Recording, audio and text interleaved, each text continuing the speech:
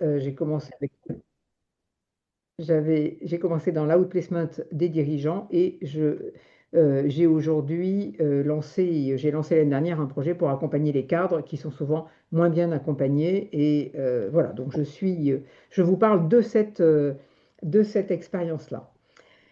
Ce que je vais vous proposer, alors j'ai fait quelques slides, vous aurez l'enregistrement, donc c'est presque inutile, mais enfin, comme parfois on me les demande, j'ai fait quelques slides d'anti-sèche de ce que je vais vous dire, donc je les enverrai à Mathilde qui les diffusera à qui veut.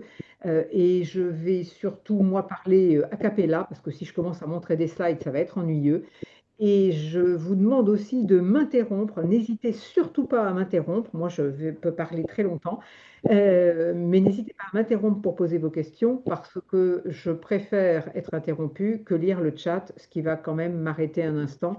Je préfère que vous me disiez si vous avez des questions. Si ça convient à tous les présents, j'attaque le sujet. Bon, pas de contestation, donc j'y vais. Alors, peut-être deux mots quand même très rapidement sur le marché, parce que le marché de l'emploi est ce qu'il est, le marché du premier emploi est ce qu'il est également. Aujourd'hui, on a un taux d'emploi qui est plutôt très élevé pour les diplômes d'école d'ingénieur, dans l'idée d'avoir un premier job dans les 6 12 mois suivant la fin des études. Et évidemment, vous faites partie de ce qu'on appelle dans les RH les écoles de rang 1. Centrale est une des meilleures écoles, vous le savez. Donc évidemment, c'est un véritable atout que d'être un centralien pour trouver plus facilement un job. Il faut le prendre en compte. Ça ne suffit pas toujours, bien sûr, parce qu'il y a évidemment une concurrence, aussi d'autres grandes écoles, bien sûr, mais aussi la concurrence pour des besoins spécifiques des entreprises auxquels vous allez pouvoir répondre ou pas. Ceux qui ont suivi des programmes en alternance ou ceux qui ont fait des stages durant l'ensemble de leurs études, c'est évidemment aussi un plus. Je vais y venir assez rapidement, puisque tout ça va vous donner une différenciation dans vos parcours, et c'est ça que vous allez devoir mettre en exergue. Donc, ce que je vais essayer de vous apporter aujourd'hui, moi, c'est vraiment une lecture de tout ce qui est important pour vous, qui va vous aider à trouver de manière très pragmatique à trouver plus facilement votre premier job et autant que possible à le choisir un peu plus que parfois les opportunités qui se présentent. Je reviendrai tout à l'heure, en effet, sur le réseau parce que je suis assez militante sur l'adhésion aux écoles. Vous avez une chance inouïe, c'est d'être dans une grande école qui a donc un beau réseau d'alumni et évidemment, ça va vous servir toute votre carrière. Donc, je suis très militante. Je rejoins Jean-Michel dans l'idée de dire il faut adhérer. Et moi, c'est pas pour que vous gagniez des sous, c'est tant mieux si vous gagnez des sous dans les premières années avec ce que ça vous offre, mais c'est surtout que ça va vous servir toute votre carrière. Et vous verrez que la fidélité, d'une certaine manière, ça paye beaucoup au fil du temps et au fil des carrières. Alors, juste pour reprendre sur ce qui vous est utile au moment où vous allez chercher un job, que vous soyez en train de, pour le coup, de terminer votre cursus d'étudiant ou de chercher un job déjà. Vous avez deux grands modes de communication, je vais le dire comme ça. Le premier, c'est tout ce qui va être la communication écrite, et j'entends par là votre CV, votre LinkedIn, et toute votre communication orale, qui va être votre pitch oral. Et je vais m'attarder un tout petit peu dessus pour vous donner les éléments qui sont vraiment clés là-dedans. Bien sûr, vous pouvez faire votre CV à Canva ou à je ne sais quelle IA qui va pouvoir vous aider, ce qui est très bien, hein. Il faut se faire aider, évidemment, ça va plus vite. Mais surtout, il faut que vous pensiez à mettre votre CV et votre profil LinkedIn au service de votre projet. C'est-à-dire que vous allez devoir commencer par bien définir ce que vous avez envie de faire au sortir de vos études. Vous êtes ingénieur, vous pouvez faire beaucoup de choses, vous avez pris éventuellement des spécialisations, mais vous avez aussi des envies et il faut essayer d'aller là où vous avez envie d'aller plutôt que de prendre le premier job qui passe. Et même pour un premier job, on peut essayer d'être plus exigeant et d'aller chercher ce qui vous intéresse. ne serait-ce que parce que vous serez beaucoup plus convaincant si vous parlez à des personnes à qui vous dites que vous êtes vraiment intéressé par le secteur, parce que c'est un secteur qui vous passionne depuis, je ne sais pas, tout petit déjà. En tous les cas, vous avez intérêt à aller chercher les secteurs qui vous intéressent. Donc, pensez d'abord à définir votre projet. Quand vous savez un peu plus ce que vous voulez faire, même pour votre premier job, eh bien, vous allez pouvoir mettre votre CV et votre profil LinkedIn au service de votre projet. Et ça change tout. Croyez-moi, ça change tout parce qu'évidemment, vous aurez toujours dans votre CV ce que vous avez fait comme étude, vous aurez toujours dans votre CV ce que vous avez fait en dehors éventuellement, si vous avez été dans des associations, si vous avez fait un parcours citoyen quelconque, si vous avez fait des stages, si vous êtes en alternance. Tout ça va compter beaucoup pour vous différencier, mais mettez-le encore une fois au service de votre projet. Si demain vous avez envie d'entrer ingénieur dans l'aéronautique, alors c'est moins Marseille, c'est plutôt Toulouse, mais enfin ça reste dans le sud par exemple, eh bien évidemment vous avez intérêt à reprendre tout ce que vous avez fait, que ce soit des stages, que ce soit votre alternance, que ce soit, même si vous avez été dans totalement autre chose, essayez de mettre en exergue ce qui peut ramener vers votre cible. Vraiment, essayez de mettre ça, mettre votre profil au service de votre projet. Alors, pour le CV, c'est très simple.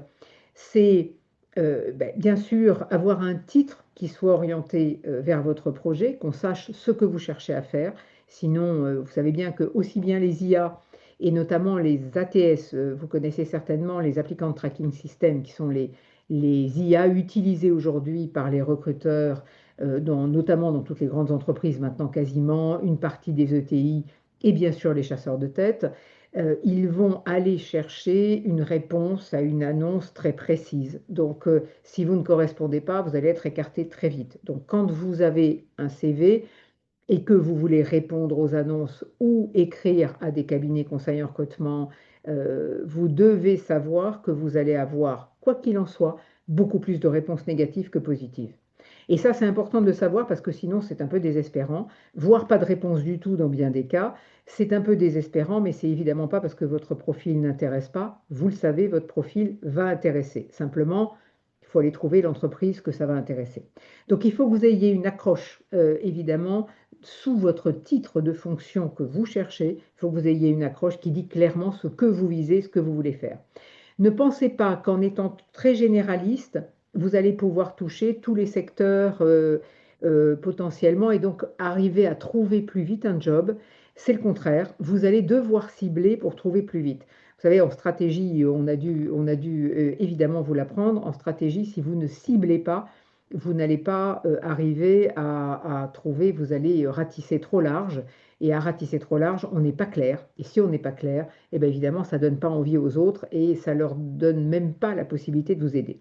Donc, un CV avec une orientation claire sur un ou deux, trois secteurs maximum et une orientation avec ce que vous visez comme type de poste.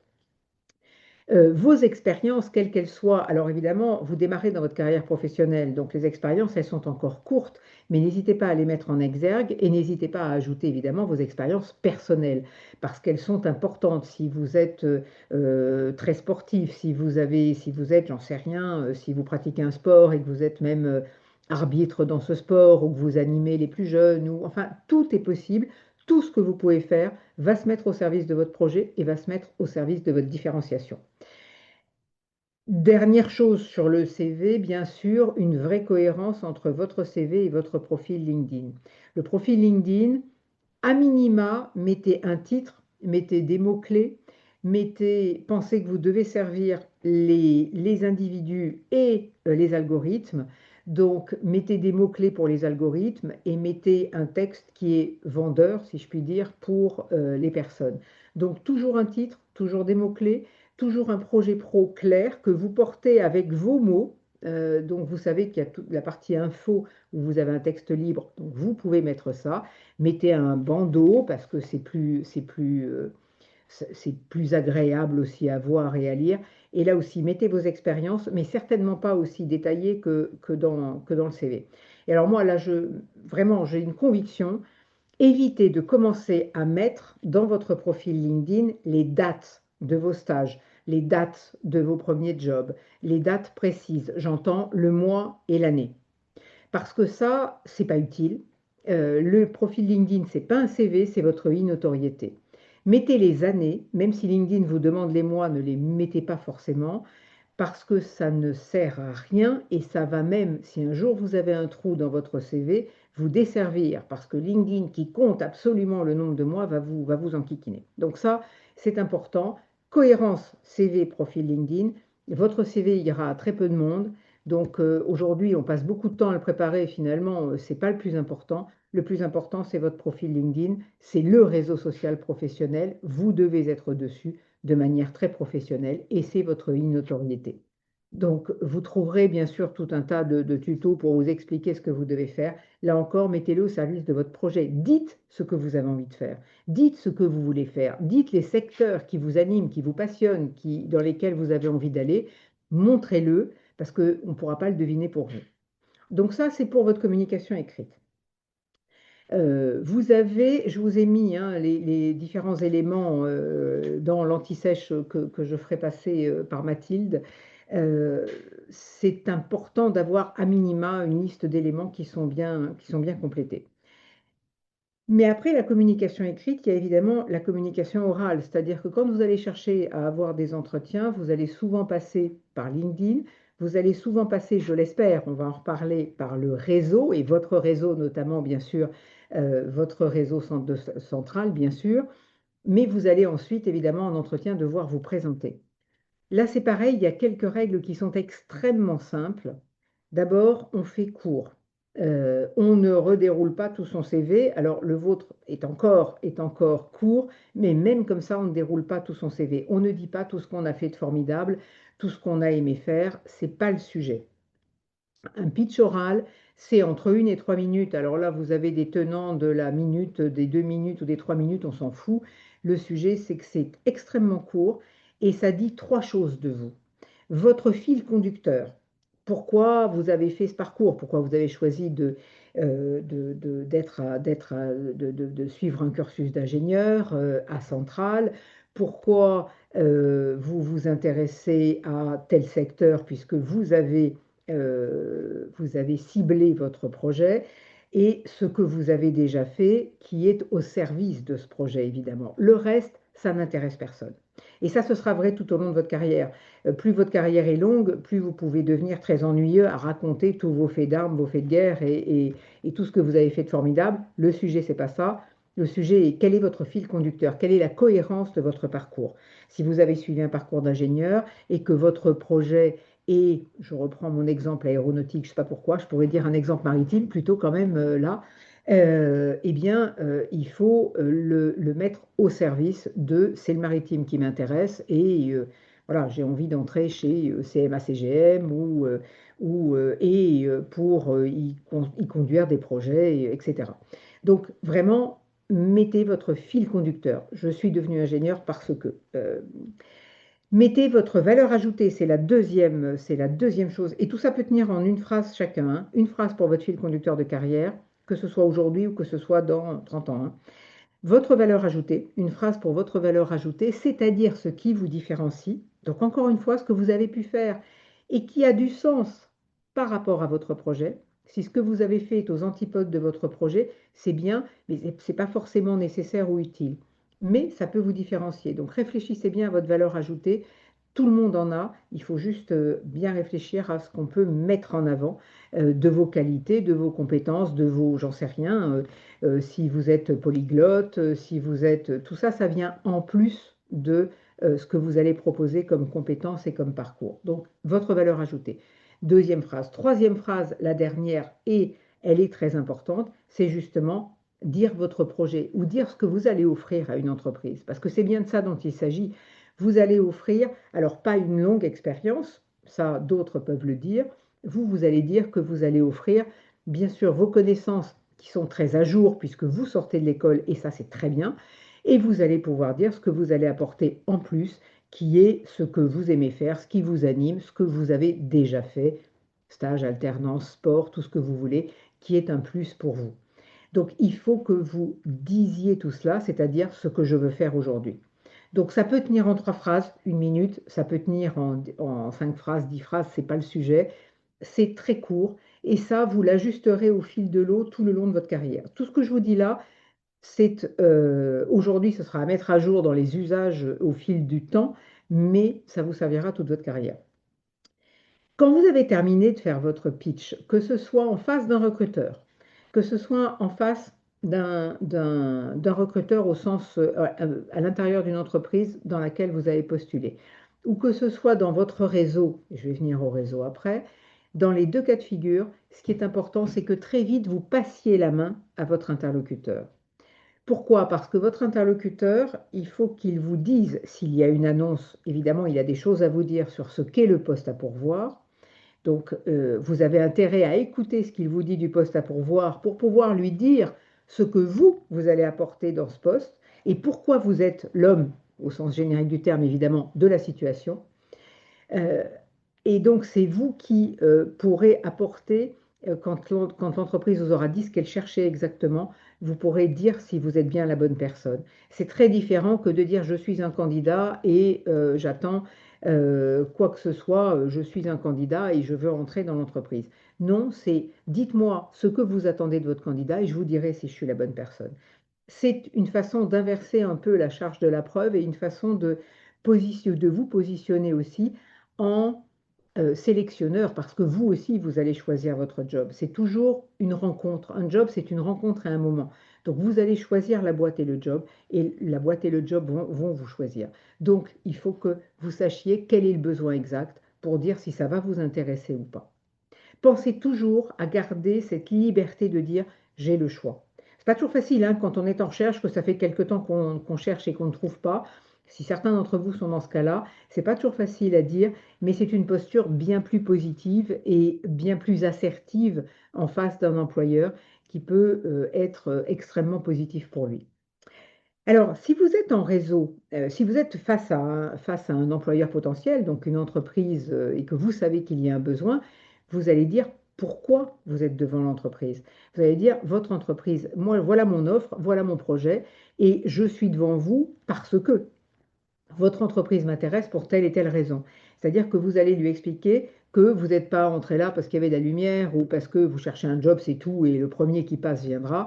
Vous avez fait tout un cursus, c'est pas pour rien. Ce cursus, vous allez le mettre en valeur et vous allez choisir vos entreprises. Donc, vous allez dire pourquoi vous êtes devant cette entreprise. Et elle se sentira plus choisie. Elle aussi, elle a besoin de se sentir choisie. Donc, si vous lui dites pourquoi vous êtes devant elle, évidemment, ça ira beaucoup mieux. Et à ce moment-là, vous lui passez la main pour dire, voilà pourquoi moi je suis devant vous, je me suis présenté, maintenant, dites-moi quel est votre besoin. Si vous êtes en réseau, c'est-à-dire que par exemple, vous avez regardé dans votre annuaire de centralien et vous avez quelqu'un qui est dans une position intéressante dans l'entreprise, qui est dans une des entreprises qui vous intéresse, eh bien, vous allez le contacter en réseau. Et en réseau, évidemment, vous allez là aussi pitcher. Et finalement, c'est le même pitch, hein. Qui je suis, mon fil conducteur de carrière, ma valeur ajoutée, et voilà ce que je cherche. À partir de là, évidemment, lui, vous savez qu'il n'a pas un job dans la poche, donc vous n'allez pas lui demander un job, mais vous allez lui dire, voilà ce que je cherche, et je suis sûr que tu vas pouvoir m'aider parce que vous, hein, ou tu, selon avec qui vous êtes en réseau, vous allez pouvoir m'aider. Parce que le réseau va pouvoir vous donner trois choses. Des conseils, des avis, des idées, on n'est pas à l'abri, l'intelligence collective, vous le savez, ça marche. Et puis si ça ne vous plaît pas, vous mettez à la poubelle. Des infos sur la société, sur est-ce que ça recrute en ce moment, à quel niveau, qui faudrait-il contacter de manière pertinente. Vous allez avoir des tas d'infos qui vont vous aider à aller chercher votre cible à l'intérieur de l'entreprise. Et puis, vous allez demander évidemment, éventuellement, les contacts qui vont bien à l'intérieur de l'entreprise que la personne connaît, ou s'il y a d'autres entreprises avec lesquelles elle peut vous mettre en relation, évidemment, vous allez les lui demander. Si vous ne demandez pas ces trois choses, il n'y a pas beaucoup de raisons que vous les obteniez. Donc, il faut évidemment, quand vous êtes dans un entretien réseau, bien dire à la personne ce que vous attendez d'elle. Vous ne pouvez pas attendre un job, donc vous ne demandez pas un job, mais vous dites que vous en cherchez un et vous lui dites à quoi elle va vous servir. Vous lui dites, voilà, je suis sûr que vous allez pouvoir m'apporter ceci. Si vous posez bien votre demande, normalement, vous aurez des avis, des idées, vous aurez des infos et vous aurez aussi des contacts. Donc ça, c'est très important parce que souvent, on n'ose pas demander.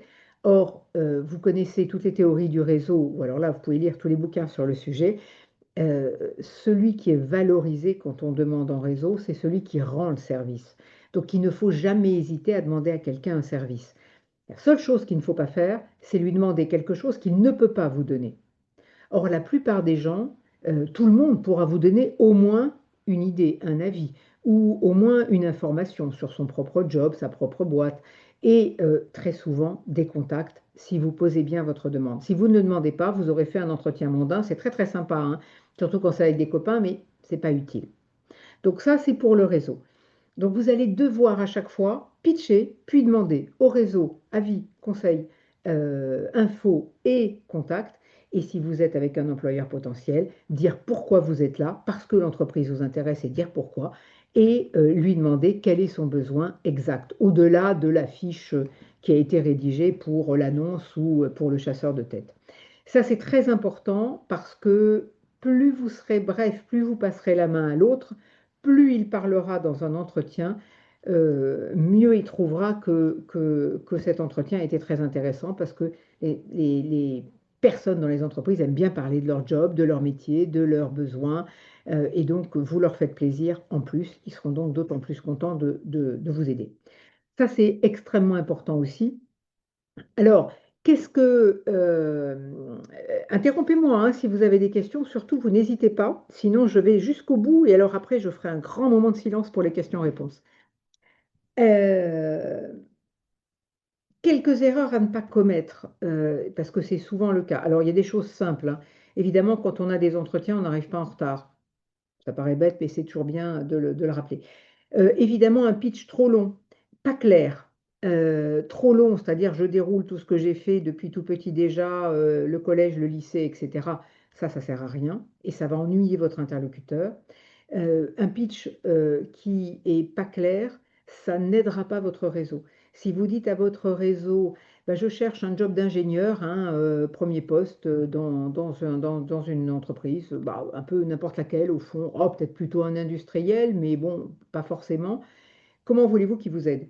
Il ne pourra pas vous donner un contact. Parce que si vous me demandez ça à moi aujourd'hui, je vais vous dire, bah oui, mais je ne vais pas vous donner tout mon carnet d'adresses.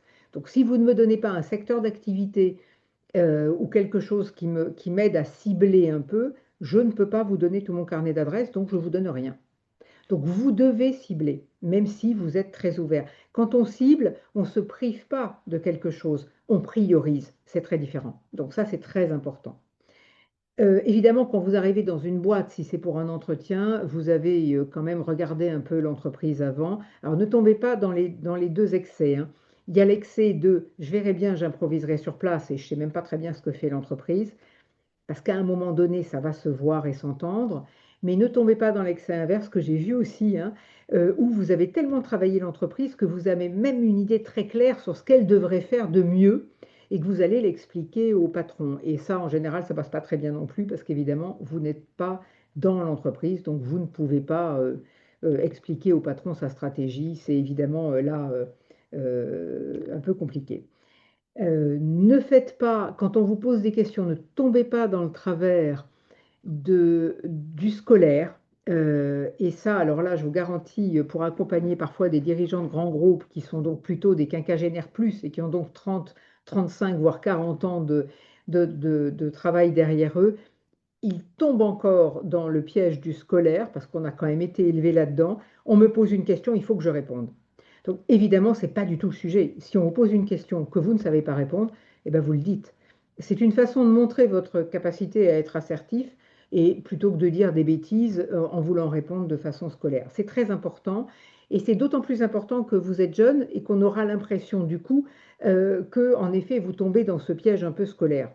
Tout le monde y tombe, encore une fois, hein, donc ça n'est pas du tout un jugement, c'est juste arrêtons de vouloir répondre à tout. Il y a des questions auxquelles on ne sait pas répondre, eh ben, on le dit et on dit ben, c'est formidable parce que si je rentrais dans votre entreprise, je suis sûr que je l'apprendrais et ça m'intéresse beaucoup de l'apprendre. Montrer que vous êtes capable de vous adapter et d'apprendre, mais pas de répondre à ce que vous ne savez pas. Qu'est-ce qu'il y a d'autre? Ne pas parler de résultats concrets. Alors évidemment, comme on est sur un premier job, pour ceux qui n'ont pas été en alternance ou avec des stages, mais en principe, vous avez tous au moins fait des stages. C'est pas grave, même s'ils sont courts, même s'ils sont, il y a toujours eu un résultat parce que vous avez fait quelque chose. Donc, pensez toujours à parler résultats, c'est quand même ce qui parle à une entreprise privée. Euh, Posez toujours une ou deux questions. Vous n'êtes pas obligé d'en poser 15, évidemment. Posez toujours une ou deux questions. Donc, ayez toujours quelques questions. Il y a des questions de base qu'on peut poser quasiment à toutes les entreprises. Donc, ayez toujours une ou deux questions à poser pour montrer votre intérêt et simplement pour mieux comprendre ce que fait l'entreprise, quels sont ses enjeux, quels sont les enjeux à court, moyen, long terme, quelles sont ses ambitions en termes de développement en France, à l'international. Enfin, vous avez toujours des questions à poser parce qu'ils ne vous auront pas tout dit, évidemment. Euh, et surtout, alors c'est moi qui fais le contraire là aujourd'hui, mais surtout ne faites pas la même chose. Encore une fois, il ne faut pas trop parler. Un entretien réussi, c'est un entretien où l'autre parle plus que vous. Parce que en général, il aime parler, il aime expliquer sa boîte, il aime expliquer son job. Laissez-lui ce plaisir-là et vous soyez plutôt précis dans ce que vous dites, bref, et avec des réponses relativement brèves. Le danger, c'est vraiment de trop parler et on le voit très souvent parce qu'on veut montrer tout ce qu'on sait déjà faire, tout ce qu'on a envie de faire, tout ce qu'on pourrait faire. C'est pas le sujet. Attendez de savoir ce dont l'autre a besoin pour pouvoir lui parler. Donc, être assertif plutôt qu'hésitant, modeste, bien sûr, je ne sais pas tout, mais plutôt qu'arrogant, bien sûr, et surtout être curieux de l'autre. En fait, le sujet, c'est qu'il faut se déporter de votre sujet qui est de trouver un job, parce que souvent c'est très obsédant, et donc se déporter vers l'autre, aller chercher, être curieux de la rencontre, être curieux de l'autre. Parce que, in fine, un job, c'est toujours une rencontre et un moment. Alors une rencontre, évidemment, avec une personne avec qui ça va fitter, pour le dire en bon français, la personne avec qui ça va fitter, in fine, ce sera toujours votre futur N+1. C'est toujours lui qui va vous choisir. Vous allez passer par des filtres, un conseil en recrutement, vous allez passer par un filtre RH, et c'est une ancienne des RH qui vous dit ça.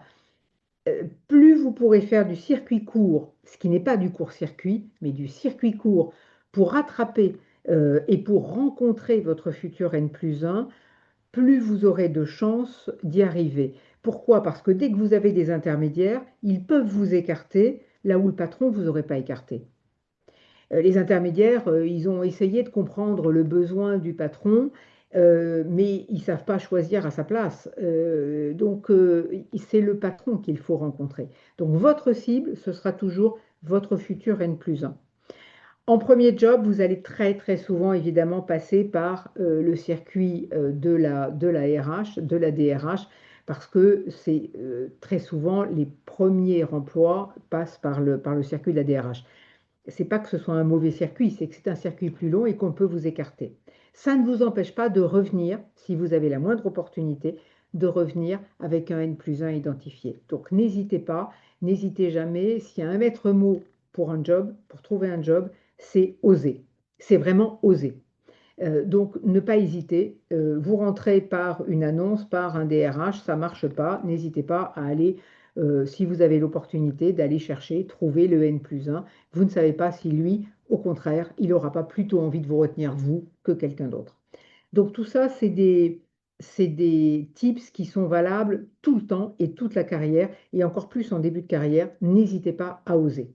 Il faut que vous vous différenciez des autres. Et vous n'êtes pas seulement un ingénieur parmi tant d'autres qui vont sortir à peu près au même moment en fin de cursus. Il faut que vous trouviez le moyen de vous différencier et donc ne pas hésiter à aller chercher les gens qui vous intéressent. C'est aussi une façon de faire qui est donc du circuit court. Euh, Monique, excuse-moi. oui. Ah ben voilà. Oui. Non, Ah oui, pardon. Il y a quelqu'un à lever la main. Ah, c'est toi, Jean-Michel. D'accord. c'est moi qui ai levé la main pour Vas-y, inciter vas-y. mes jeunes camarades. C'est bien, ça va couper. Ça va couper un petit peu. T'auras le temps de boire un verre d'eau. C'est C'est- ça, c'est ça. Oui, comment on fait pour revenir? Tu dis revenez, n'hésitez pas à revenir, n'hésitez pas. Mais moi, je me serais fait, enfin, j'aurais été refusé, j'oserais pas revenir. Et comment je fais? Comment je prends mon courage à deux mains et qui je contacte? Enfin, comment je fais concrètement? Alors, aujourd'hui, on a une chance quand même inouïe, c'est que on a pratiquement tout le monde, c'est quasi incontournable, tout le monde a un profil LinkedIn, alors plus ou moins bien renseigné. Il devient difficile de trouver les organigrammes précis des entreprises parce qu'elles bougent tellement vite qu'on ne trouve plus beaucoup d'organigrammes. Mais on peut très facilement, par le réseau LinkedIn, ça peut valoir le coup très momentanément de se mettre en premium pour pouvoir vraiment faire des sélections un peu plus poussées. Mais vous pouvez très bien, par le réseau LinkedIn, en allant chercher par l'IA des informations sur l'entreprise, arriver à trouver dans l'organisation de l'entreprise la personne qui serait celle chez laquelle vous aimeriez aller travailler. Et donc, si vous avez été court-circuité par la DRH ou par un cabinet ou que l'annonce ne vous a pas retenu, eh bien, vous pouvez aller chercher des informations sur l'entreprise. Servez-vous de l'IA, c'est très très utile dans cette matière-là. L'IA et LinkedIn, si vous doublez, si vous vous positionnez avec les deux, vous allez trouver un responsable qui peut être celui qui recrutait. Si vous faites ça, n'hésitez pas à aller le chercher par LinkedIn, par exemple, parce que vous n'aurez pas forcément son mail. Encore que les mails, ils sont tous normés maintenant dans les entreprises, ça se trouve assez facilement. N'hésitez pas à essayer d'aller prendre contact avec lui. Alors à ce moment-là, vous ne lui dites pas, je cherche un boulot et je voudrais que vous me rencontriez, parce qu'évidemment, il va vous dire, attendez, moi j'ai une DRH pour ça, c'est pas moi qui vais le faire. Mais allez le chercher en lui disant, euh, en lui parlant de lui. Alors évidemment, vous ne faites pas une demande de contact sans effort, hein. Ce n'est pas la demande de contact avec le message de LinkedIn, tiens, mettons-nous en réseau. C'est une demande de contact personnalisée où vous prévoyez un message. En général, nous on dit, le message c'est vous, je, nous. La structure du message. Vous, parce que si vous voulez intéresser quelqu'un, il faut d'abord lui parler de lui. Donc, dites à cette personne, regardez son profil, regardez ce qu'il est, googlisez-le, regardez dans quelle position il est dans l'entreprise et trouvez le moyen de l'attraper par quelque chose. Alors parfois, vous aurez de la chance, ce sera un centralien. Bah, évidemment, c'est déjà un lien, hein. L'important, c'est de créer le lien et de créer l'intérêt chez l'autre. Donc, vous, parlez-lui de lui d'abord. Alors, ça peut peut-être être, vous êtes centralien et je vous et en plus ce que vous faites dans l'entreprise m'intéresse beaucoup parce que moi j'ai fait ma spécialité dans mon domaine d'ingénieur autour de ça et j'aimerais beaucoup qu'on ait une occasion d'échange. En fait, le vous, c'est vous m'intéressez et pourquoi vous m'intéressez. Ensuite, vous dites je, et là, vous ne faites pas un CV surtout, hein. C'est ingénieur centralien moi-même, je. Vous n'êtes pas obligé de dire que vous venez de démarrer ou que vous cherchez un job ou que surtout pas ça. C'est je suis ingénieur centralien et ce serait très intéressant que nous aurions sans doute intérêt à échanger parce que ce sera un échange gagnant. Faites-le comme ça. Montrez à l'autre que ça sera intéressant pour lui de vous rencontrer. Même si vous êtes en début de carrière, n'hésitez jamais à faire ça. Quel est votre risque? Le oser, il est lié à ça. C'est qu'est-ce que vous risquez? Ben rien. Rien. Que la personne ne vous réponde pas, ben vous n'avez rien perdu et elle aura oublié votre nom et votre contact dans les 15 jours, hein. Vous savez bien qu'on est tous noyés aujourd'hui, donc pas grave. Vous pourrez y revenir autrement. La question, c'est d'être persévérant. C'est de se dire, si j'ai vraiment envie d'aller travailler dans cette entreprise, ce ne sera peut-être pas aujourd'hui, mais en tous les cas, je fais tout pour rencontrer des personnes et peut-être que ça passera demain et pourquoi pas aujourd'hui. C'est vraiment de ne pas hésiter à passer par tous les moyens. Quand on cherche un job, il ne faut pas se dire juste je réponds aux annonces parce que, encore une fois, la statistique n'est pas bonne, hein. Quand il y a 200 réponses et qu'il y a je ne sais combien d'ingénieurs qui sortent chaque année en même temps, je ne vois pas comment vous allez vous distinguer vraiment sur un CV. Les ATS, vous allez faire votre CV par l'IA, les ATS sont des IA qui vont sélectionner les CV, tout ça devient tellement normé que le tri est quasi aléatoire. Donc, vous allez avoir beaucoup de refus. Donc, il faut le faire parce que vous avez quand même une chance d'être retenu, bien sûr. Mais il faut l'industrialiser, n'y passez pas trop de temps. Les cabinets, pourquoi pas, mais pour les premiers emplois, c'est pas le meilleur moyen. Ça, les cabinets et les chasseurs de tête, cabinets de recrutement et chasseurs de tête, ça sera idéal pour vous quand vous aurez entre 5 et 15 ans d'expérience Jusqu'à 40-45 ans, les cabinets viendront vous chercher. Pour l'instant, pas tellement, et beaucoup plus tard non plus. Donc, vous n'avez pas forcément beaucoup de temps à passer avec les cabinets. Par contre, c'est le réseau et c'est l'approche directe. L'approche directe, c'est j'ose, je tope quelqu'un, mais je lui dis pas, moi, vous m'intéressez, j'aimerais qu'on se mette en contact. Parce que si vous venez me dire ça à moi, par exemple, je vais me dire, bah, il est gentil, peut-être que je l'intéresse, mais et moi, en quoi il va m'intéresser, lui? Pensez toujours à parler de l'autre. Si vous voulez l'intéresser, il faut d'abord lui parler de lui. Vous, je, nous. Je ne sais pas si je suis claire dans cette structure-là. Dites-moi quelque chose, parce que déjà que personne n'a la caméra allumée, moi je parle à un mur là, donc je voudrais bien vous entendre quand même. Allez, est-ce que c'est clair ce que je vous dis? Il suffit que vous enleviez le micro, hein. Je pense que pour des ingénieurs, c'est facile. Oui, oui, c'est Je mets de clair. la provocation. Ah, Est-ce qu'on oui, m'entend? Ouais, Claire, c'est oui. bon. D'accord. merci. Je vous en prie. Non, j'aimerais poser une question, revenir sur la démarche à adopter si on décide de contacter typiquement notre potentiel N+1. Oui. Est-ce que si jamais on a fait face à un refus pardon, par la voie ressources humaines DRH, est-ce que dans notre démarche, lorsqu'on approche cette personne, on lui fait part de cette expérience ou pas? Parce que dans tous les cas, il y a un moment donné où elle peut potentiellement apprendre cette histoire, entre guillemets, et je me dis que ça peut potentiellement jouer aussi en notre défaveur par la suite. Alors, vous avez raison, là, c'est la situation qui est toujours un peu critique parce que vous avez eu un refus par la DRH. Alors, en fait, vous ne savez pas comment s'est passé le refus, hein. Si elle a reçu 200 candidatures, vous n'êtes pas du tout sûr que, enfin, elle n'a pas votre nom en tête pour dire j'ai refusé. Mais en effet, pousser la rencontre. Et dans la rencontre, vous pouvez dire, bah, j'avais postulé en fait parce que votre job m'intéressait vraiment, mais bon, j'ai été écartée, j'imagine, le volume que doit recevoir la DRH, mais je voulais vraiment vous rencontrer quand même, peut-être pas pour cette fois-ci et pour ce poste, mais peut-être pour une autre fois. L'important, c'est que vous ayez rencontré la personne. Et du coup, vous êtes honnête puisque vous lui dites que vous aviez postulé au poste. Vous ne savez pas si le poste est toujours disponible ou pas en réalité, et vous ne voulez pas vous mettre à dos la DRH, et vous avez raison. Mais dites-le tout simplement en disant vraiment, ce poste m'intéressait, j'imagine qu'il est peut-être pourvu, mais je pense que vous en aurez d'autres, et j'avais très envie quand même de créer le lien parce que votre entreprise m'intéresse vraiment. Vous démontrez que l'entreprise vous intéresse, et vous démontrez que quand quelque chose vous intéresse, vous allez le chercher. Donc c'est une attitude qui est très positive. Et l'idée, bien sûr, c'est encore une fois, c'est de faire du circuit court, mais pas de court-circuiter la RH. Donc vous dites à ce moment-là à la personne que vous aviez postulé, mais que bah, c'est évident, c'est toujours compliqué de faire un tri de CV et que la DRH doit en avoir tellement que c'est pas un sujet, mais que vous voulez le rencontrer. Vous court-circuitez pas à ce moment-là. Vous dites juste que bah, vous êtes passé par le biais normal, ça n'a pas marché, vous comprenez les règles du jeu, vous ne cherchez pas à les doubler. Pour ce poste-là, c'est fini. En réalité, peut-être pas, mais c'est pas grave, vous dites ça. Et en revanche, vous continuez avec la personne en disant que bah, pour le futur, c'était important que vous vous rencontriez.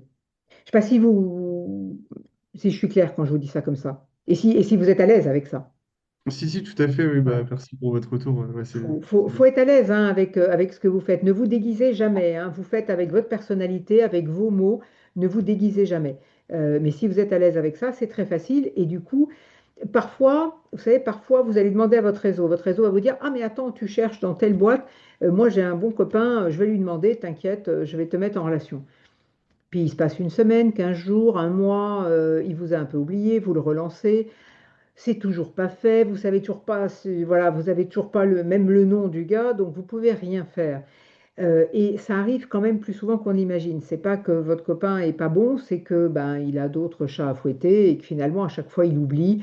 Pendant ce temps-là, si vous attendez, vous allez perdre beaucoup de temps. Donc vous avez intérêt à continuer à chercher toujours à rentrer en contact avec cette boîte. Et donc, vous osez le contact direct, vous osez les annonces, vous osez euh, d'essayer de passer par d'autres biais, par un réseau qui sera peut-être un peu plus réactif, j'allais dire. il faut jamais en vouloir au réseau, hein, il n'a pas toujours le temps, il oublie, enfin bon. Mais par contre, il ne faut pas attendre après. Donc, si vous avez trois moyens de contact dans l'entreprise qui vous intéresse, prenez les trois moyens de contact. N'attendez pas l'un après l'autre en vous disant, oui, mais je ne veux pas que ça soit vexant pour l'un ou pour l'autre. En fait, ça ne l'est pas. Au pire, vous risquez quoi? Que votre futur N plus 1 vous dise, mais enfin, moi j'ai entendu parler de vous de tous les côtés là. C'est quoi cette histoire? Vous dites, bah oui, moi je cherchais vraiment à vous rencontrer parce que vraiment j'ai très envie de travailler pour votre entreprise et donc voilà, je voulais savoir si je pouvais répondre à un besoin aujourd'hui ou peut-être demain plus tard. C'est toujours positif, in fine. Ne vous laissez jamais gêner par ça, sinon vous allez attendre éternellement. Alors un tel m'a dit qu'il me mettrait en contact, ça ne se fait pas, donc j'attends, j'ai une autre possibilité de contact, mais je ne la ferai que quand je saurai que la première ne marche pas. Et en fait, on perd beaucoup, beaucoup de temps. Donc n'hésitez jamais. Il y a toujours moyen d'expliquer, bah oui, parce que j'ai vraiment envie. Et l'envie, ça parle, hein. Les entreprises, elles ont besoin que vous ayez envie d'elles. Elles n'ont pas besoin que vous cherchiez juste votre premier job. Elles ont besoin de se sentir choisies, elles aussi. Elles sont très arrogantes, hein, dans leur posture de choix, parce qu'elles se disent, c'est moi qui choisis, et sauf quand il y a pénurie, hein. Elles changent à ce moment-là Mais souvent, elles sont très arrogantes dans leur posture en disant, moi, je choisis mon candidat. Ben oui, mais les candidats aussi choisissent. Et vous êtes en posture de choix. Si vous ne vous mettez pas en posture de choix, vous serez en posture de demandeur et vous allez toquer à la porte très timidement. Il faut y aller. Il faut y aller. Le oser, c'est vraiment la clé du dispositif. Bonjour madame, j'ai une question. Bonjour. Oui. C'était par rapport au fait de sur le nous sur le vous pardon je et nous dont vous parliez tout à l'heure pour s'adresser à notre futur N plus 1. J'ai du mal à voir comment on engage le fait qu'on puisse être aussi une source d'information pour lui, enfin quelque chose d'intéressant. On est quand même dans une posture de demandeur, in fine. Oui, mais vous savez des choses que lui ne sait pas. Vous avez quand même appris des choses dans tout votre cursus. Vous avez fait des stages, vous avez fait des alternances, vous avez peut-être des choses que vous faites à titre personnel, mais qui vous ont apporté des compétences que lui n'a pas forcément. Ne pensez pas. Alors évidemment, c'est toujours plus facile quand on a une certaine expérience professionnelle, parce que là, on peut se dire, bah, tiens, je vais apporter mon savoir de ceci ou de cela. Mais vous aussi, vous avez un savoir que vous apportez à une entreprise. D'abord parce que la personne que vous aurez en face, elle sera peut-être, alors moi je fais ni du jeunisme ni de l'agisme, hein, mais elle sera peut-être plus âgée et donc elle sera peut-être pas aussi au fait des codes d'aujourd'hui que vous. C'est un plus de votre côté. La personne, elle aura peut-être pas, ou alors elle aura peut-être fait centrale, mais il y a très longtemps, et donc bah, elle sera un peu datée de ce point de vue-là. Ou la personne ne sera pas du tout ingénieure, et vous allez pouvoir lui apporter un regard différent sur ce qu'elle va vous raconter de son entreprise. Vous avez toujours à apporter quelque chose. Vous avez fait un stage dans une entreprise qui est peut-être pas concurrente de la sienne, mais qui est dans un autre secteur mais qui a la même problématique, parce que les entreprises, elles ont toutes des problématiques qui sont très souvent communes, hein. Donc, vous y aurez trouvé des solutions que l'entreprise, là, est en train de chercher, que la personne vous dira peut-être qu'elle est en train de chercher. Regardez l'ambition de l'entreprise, regardez ce qu'elle dit de ses enjeux du moment, et regardez tout ce que vous avez, vous, appris, même si c'est encore très théorique pour la partie plus estudiantine, eh bien, vous avez des choses on a toujours quelque chose à apporter. Toutes les rencontres sont utiles si on veut bien s'intéresser à l'autre et aller les chercher. Donc, vous aurez des choses à apporter à la personne et quel est son risque? Admettons que vous ne lui apportiez rien, mais moi je pense que ça apporte toujours. Admettons que vous ne lui apportez rien, au pire, elle a perdu une heure.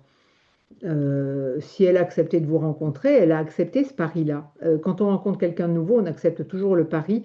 Je ne veux pas mélanger les genres, mais enfin, si vous faites, si vous cherchez un contact sur les sites pour se mettre en relation et trouver un compagnon ou une compagne, vous prenez toujours le pari de la rencontre. Et bien là, c'est la même chose. Vous prenez le pari d'une rencontre, alors en tout bien, tout honneur, hein, bien sûr, mais vous prenez le pari d'une rencontre. Parfois, ça marche pas, elle n'est pas excellente. Bon, bah, ça arrive, tant pis, c'est pas grave. Parfois c'est la rencontre qui va lancer votre carrière. Vous ne pouvez pas le savoir à l'avance, et l'autre non plus. Donc, n'hésitez pas, pensez que vous allez lui apporter quelque chose.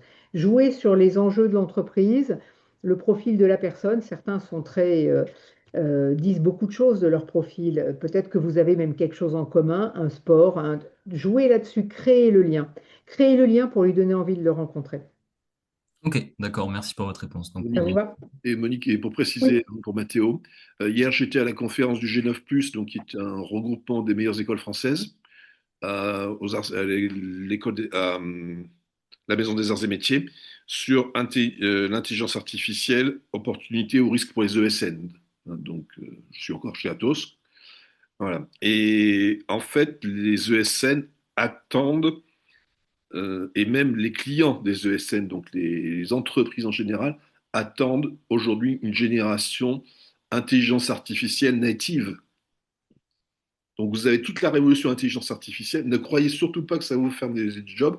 Au contraire, ceux qui sauront faire des petits moteurs du RAG, ce qu'on appelle le RAG, etc., ceux qui sont nés dans l'intelligence artificielle, qui ont cette culture parce que vous avez cette jeunesse et vous avez cette culture, euh, vous avez un atout formidable pour vous intégrer dans l'entreprise.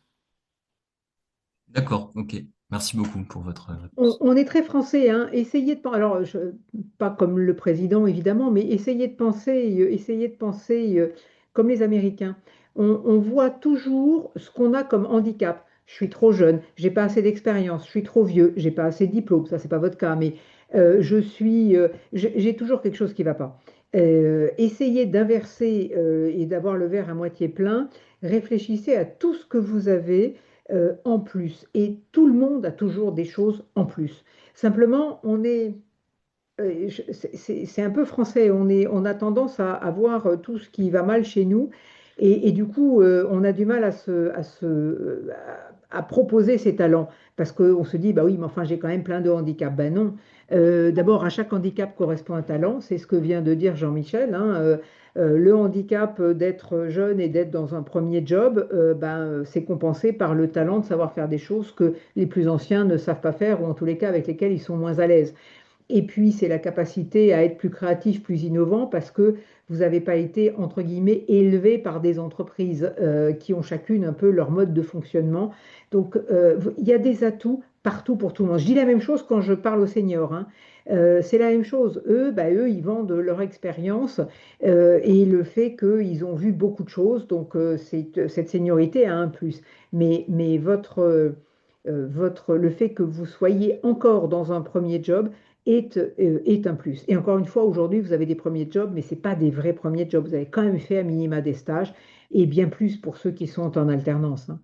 Donc ça, vraiment, jouer là-dessus, vous apportez quelque chose. Une entreprise qui fonctionne bien, c'est une entreprise où il y a toutes les diversités. C'est pas compliqué, parce que, parce que ces diversités apportent un plus, parce que chacun, a du coup, a un regard différent.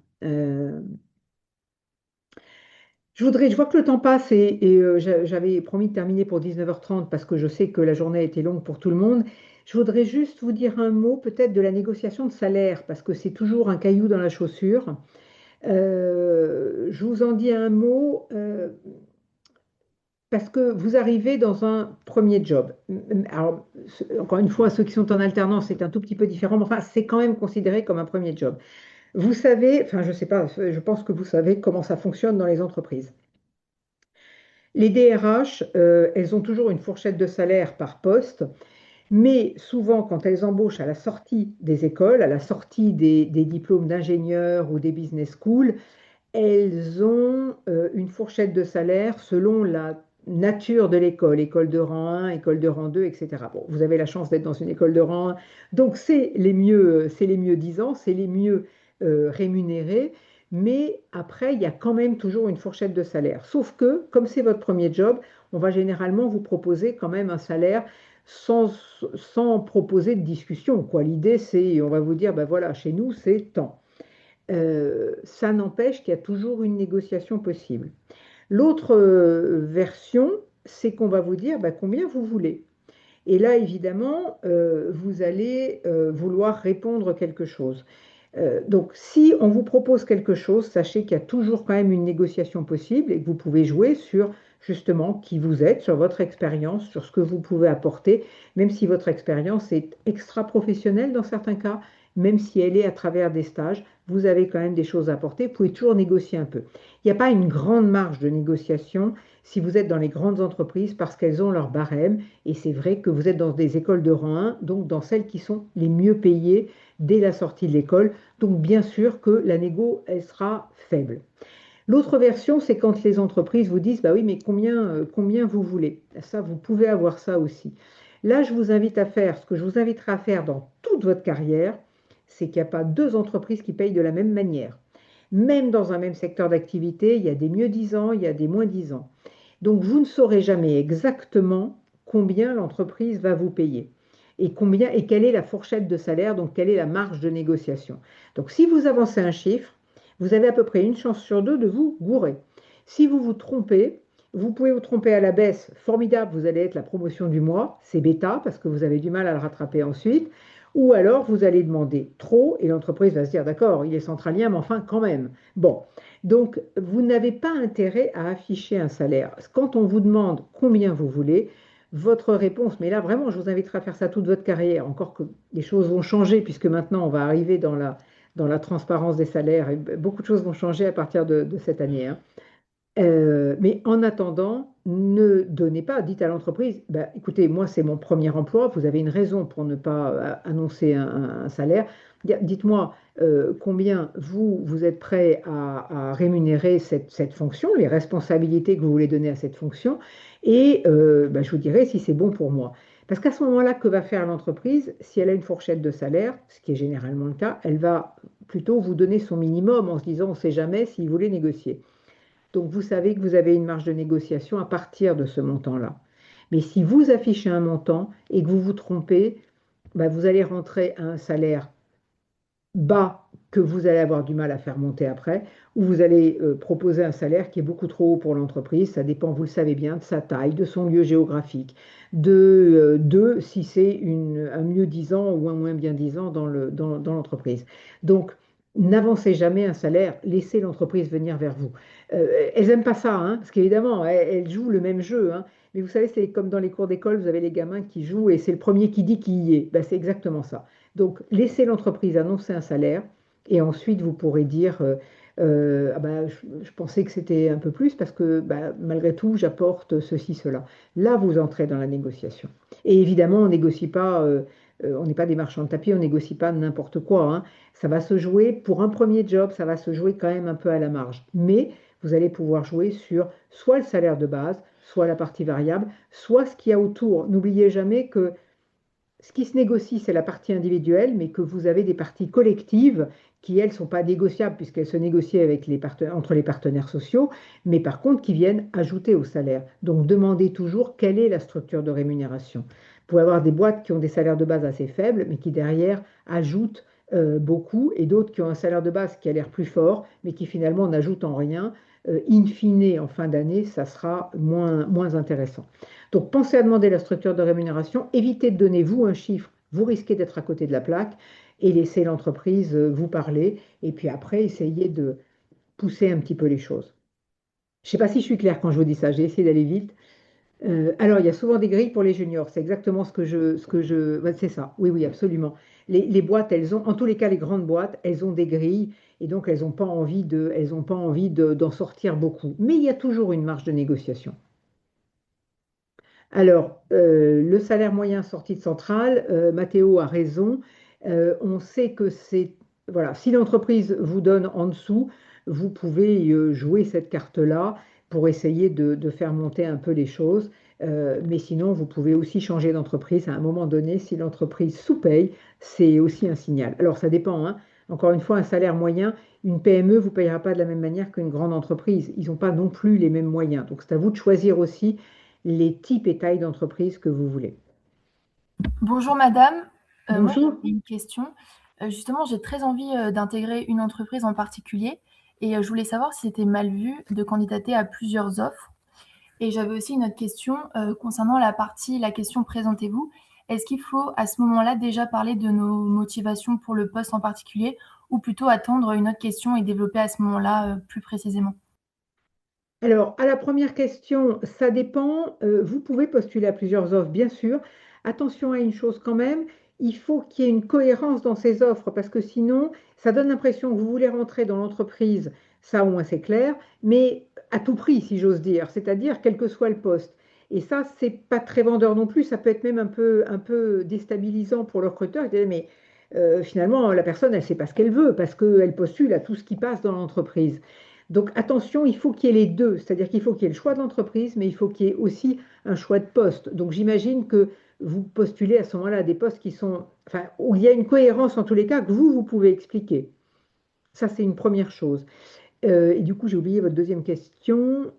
C'était sur les motivations. En fait, enfin, donc oui, c'est bien le cas, je postule à des offres d'emploi qui sont similaires.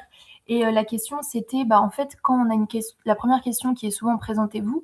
Après, il y a l'autre question qui vient, qui est pourquoi enfin, pourquoi vous et pourquoi cette offre? Est-ce que j'attends cette question pour détailler ma motivation pour l'entreprise ou je la dis directement dans ma présentation? Non. Moi, je la dirais directement dans la présentation. Pourquoi? Parce que finalement, ça fait partie de votre pitch, hein. C'est voilà qui je suis, voilà ce que je cherche et voilà pourquoi je suis devant vous, parce que votre entreprise m'intéresse pour telle et telle raison. Montrez votre envie de travailler dans cette entreprise et sur ce poste, évidemment, hein, vous rajoutez. Et alors, évitez de tomber dans les elle m'intéresse parce que c'est la numéro un du secteur, parce que ça, bon, tout, enfin, voilà, c'est éviter de tomber là-dedans, essayez d'aller chercher quelques arguments qui sont vraiment les vôtres et qui vraiment montrent que vous voulez cette entreprise. Ok, merci beaucoup. C'est clair? Merci. Alors, il est 32. Il y a peut-être une dernière question ou est-ce que Je- c'est clair? Oui. Moi, j'aurais une question supplémentaire. Oui. J'aimerais revenir sur les moyens de communication écrits. Tout à l'heure, vous parliez de LinkedIn et du CV, et vous indiquiez que sur LinkedIn, il valait mieux rester général. Comment vous voyez la publication d'un CV sur LinkedIn? Non, mauvais plan. C'est comme Open to Work, mauvais plan. Mauvais plan, pourquoi? Alors, Open to Work, c'est vraiment, je suis chômeur, bon, enfin, ça aide pas, c'est pas aidant. Vous savez, quand c'est autour de votre photo. Et le CV sur LinkedIn, LinkedIn, c'est pas un CV, c'est votre e-notoriété, c'est ce que vous voulez dire de vous à un moment donné. Donc, choisissez ce que vous voulez dire de vous. Vous savez, LinkedIn vous demande plein de trucs. Il va vous demander votre date anniversaire. Est-ce que ça sert votre projet d'emploi? Vous pouvez le mettre, mais est-ce que ça sert votre projet d'emploi? LinkedIn va vous demander, je vous le disais tout à l'heure, les mois et les années de chacune de chacun de vos postes, de chacun de vos stages, de chacun. Est-ce que c'est utile de savoir que vous avez travaillé 2 mois spécifiquement dans l'année machin à tel. On s'en fout. C'est pas ça, votre notoriété. Votre notoriété, c'est ce que vous voulez dire de vous et en permanence au service de votre futur. Donc, le CV, ça n'a pas d'intérêt, c'est trop détaillé. On a souvent dans un CV des dates plus précises, encore que moi, j'aime pas mettre les mois non plus parce que ça aide quand il y a des trous, c'est beaucoup plus facile. Mais dans le CV, vous allez mettre ce que vous avez fait exactement où, avec quel résultat. Dans le LinkedIn, vous n'allez pas mettre votre CV, c'est pas votre CV, c'est votre notoriété. Donc parlez de vous, dites ce que vous voulez faire, dites qui vous êtes. En quelque sorte, LinkedIn, c'est un peu votre pitch, mais dans une version écrite, dans la partie info. C'est le poste que vous avez aujourd'hui, bien sûr, avec les postes que vous avez pu avoir avant, ou les stages, ou les postes en alternance, mais sans que ce soit spécifiquement un CV. Bien sûr qu'il y a toutes les mêmes rubriques, parce que si vous voulez parler de vous, il faut quand même que vous disiez d'où vous venez, ce que vous avez fait comme formation, etc. Puis encore moins, vous n'avez pas intérêt à le cacher, puisque vous avez une belle formation. Mais c'est pas un CV. Vraiment, c'est pas un CV. Donc, vous pouvez dire plus de choses de vous qui vont intéresser les autres. Je sais pas comment le dire plus clairement que ça. Mais mettez pas votre CV dedans. C'est pas votre CV qui est intéressant. Le CV, d'abord, il a le même format pour tout le monde. Alors c'est de pire en pire depuis qu'on utilise tous l'IA, et les recruteurs et les demandeurs. et les candidats parce que c'est ultra normé, c'est je suis ceci, j'ai fait cela. D'abord, ça n'est que le passé. Or, votre e-notoriété, elle est faite pour servir votre avenir. Le CV, c'est tout votre passé en détail. Le LinkedIn, c'est bien sûr d'où vous venez et ce que vous avez fait, parce que c'est toujours utile, mais c'est aussi ce que vous voulez faire. Je ne sais pas si c'est assez clair quand je vous le dis comme ça. Ouais, c'est très clair, c'est très clair. Merci beaucoup. Voilà, donc n'hésitez pas à vraiment sortir du CV. Et à Très bien. faire votre LinkedIn dans les deux langues, hein, français-anglais. Mm. On peut le faire dans Très- autant de langues qu'on veut, mais vous êtes dans un monde qui est très international et vous allez avoir des métiers, si vous êtes dans les ETI ou dans les grands groupes, très internationaux. Donc faites-le dans les deux langues parce que ça peut être très utile. Très bien, merci beaucoup. Je vous en prie. Il y avait deux questions sur le chat, Monique, je ne sais pas Oh, si... pardon. Alors, ah oui, pour les défauts, oui. Alors, écoutez, je suis un mauvais exemple là-dessus parce que moi, ça m'a toujours agacé ces questions. Et quelles sont vos qualités et vos défauts? Moi, en général, je répondais en disant, bah, écoutez, il faudrait le demander à ceux avec lesquels j'ai travaillé, parce que sinon, j'ai les défauts de mes qualités et les qualités de mes défauts, ce qui est toujours vrai. Enfin bon, c'est assez ridicule. Alors, les faux défauts, bah, c'est vrai que tout le monde dit un peu la même chose, du coup. Ah, bah, je suis très persévérant. Alors bon, parfois, du coup, je peux être obstiné. Alors, enfin, on essaie évidemment de pas... Enfin, qui irait scier sa branche? Vous n'allez pas dire que vous avez des gros défauts, j'en sais rien, je suis égoïste, je suis radin, vous êtes en train d'essayer de vous montrer sous votre meilleur jour. L'entreprise aussi, elle s'habille, hein, elle habille la mariée, elle aussi, hein. Donc, c'est très compliqué de répondre à cette question. Moi, je ne l'aime pas. Beaucoup de recruteurs la posent. Euh, en effet, les défauts des qualités, les qualités des défauts, c'est toujours un peu, c'est toujours un peu téléphoné, mais soit vous jouez le jeu, soit vous évacuez la question en disant, bah, vous savez, il faudrait le demander plutôt aux autres, hein, forcément, bah oui, vous avez les défauts de vos qualités, parce que généralement, c'est quand même de ça dont on parle. Donc moi, j'ai tendance à évacuer la question parce que je ne l'ai jamais comprise et je l'ai toujours trouvée un peu bête. Je ne vais pas vous dire tous mes défauts alors que je cherche à vous séduire, au bon sens du terme, évidemment, là encore, hein. Maintenant, il faut toujours prendre des précautions d'usage, mais voilà. Donc, c'est une question, personnellement, je la trouve bête, pardon, parce que comme c'est ma conviction, j'ai du mal à y répondre. Et ensuite, est-ce que donner un refus à une entreprise après acceptation est mal vu? Ah, ça, c'est hyper important. Euh, il faut toujours le faire élégamment. Surtout, vous allez être ghosté dans certains cas par les entreprises, vous allez être ghosté par des recruteurs. C'est insupportable, et c'est ce qui rend douloureux parfois la recherche d'un job. Mais vous ne ghostez jamais.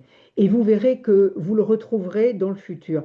N'insultez pas le futur. Peut-être que vous dites non à une entreprise aujourd'hui pour une raison qui est très claire et vous avez raison et vous avez le droit de dire non. Encore une fois, vous êtes dans le choix, mais surtout, faites-le élégamment.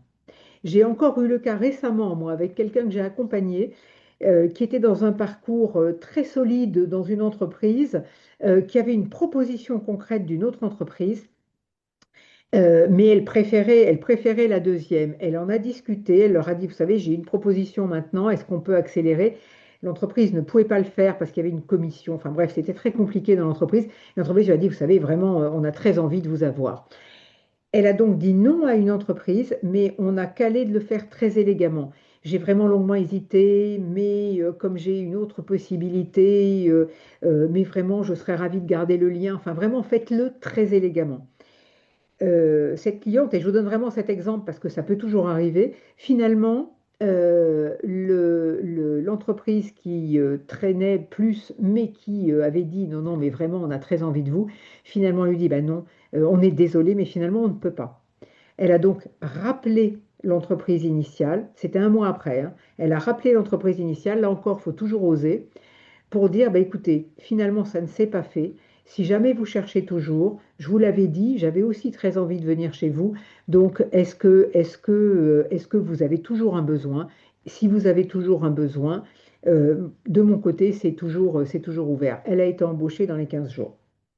Donc, vous ne savez jamais ce qui peut se passer.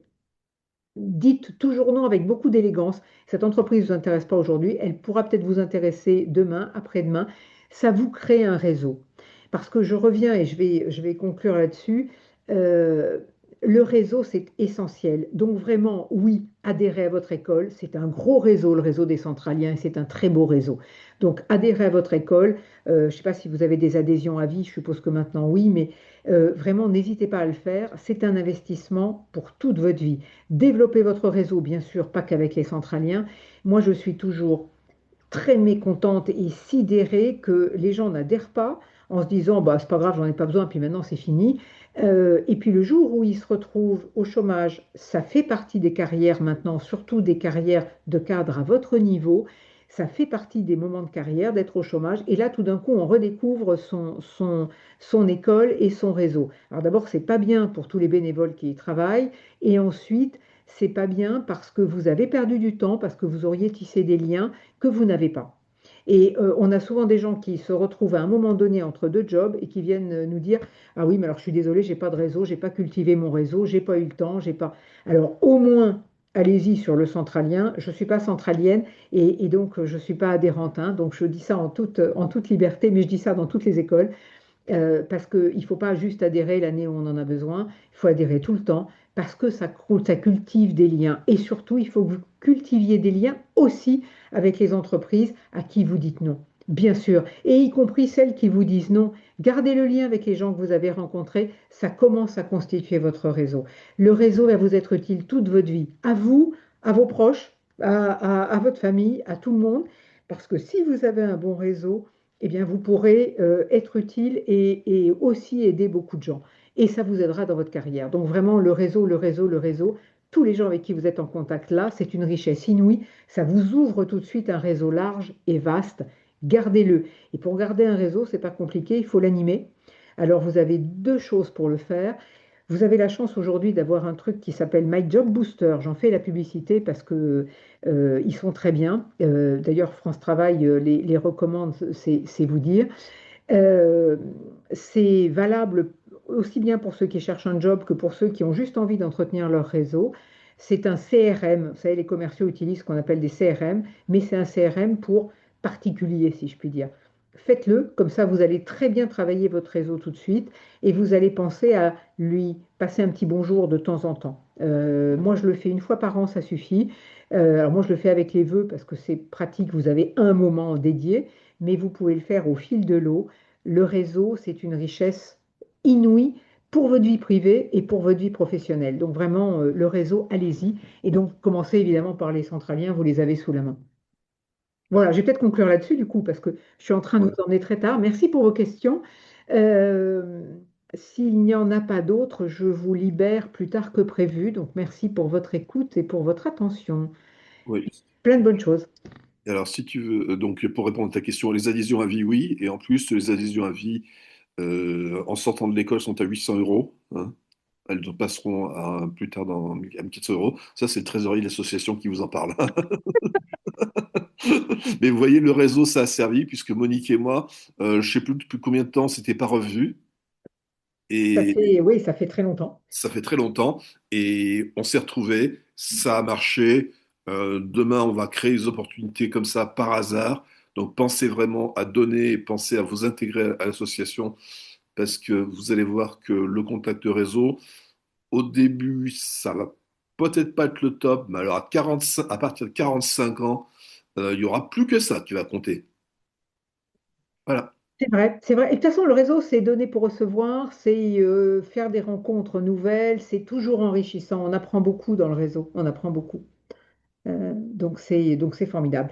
Je passe les slides anti-sèche. J'ai mis un petit peu à la fin une espèce de to-do list, hein, un plan d'action quand on recherche, alors qui est très bref, mais qui vous rappelle les quatre moyens de trouver un job. Donc je le passe à Mathilde pour vous le donner si vous le souhaitez. Ça sert d'anti-sèche le cas échéant, mais je sais que c'est enregistré, donc mais bon, c'est des fois plus long de réécouter, évidemment, c'est pas le sujet. Merci Monique. Merci à vous. Je suis très content que tu aies accepté ma proposition de revenir pour notre association. Je serais ravi aussi de te recevoir peut-être pour des cas plus expérimentés. Eh ben, je suis Ce vraiment soir. toujours très heureuse aussi de partager, et y compris sur le réseau, hein, si vous voulez un Et jour le réseau, oui, on t'invitera encore à voilà. d'autres conférences, au moins au C'est niveau de cette important, c'est Méditerranée. important. Et puis, pour ceux qui nous ont écoutés ce soir, j'aimerais bien aussi que vous nous fassiez un retour de cette conférence. C'était un peu une première pour nous.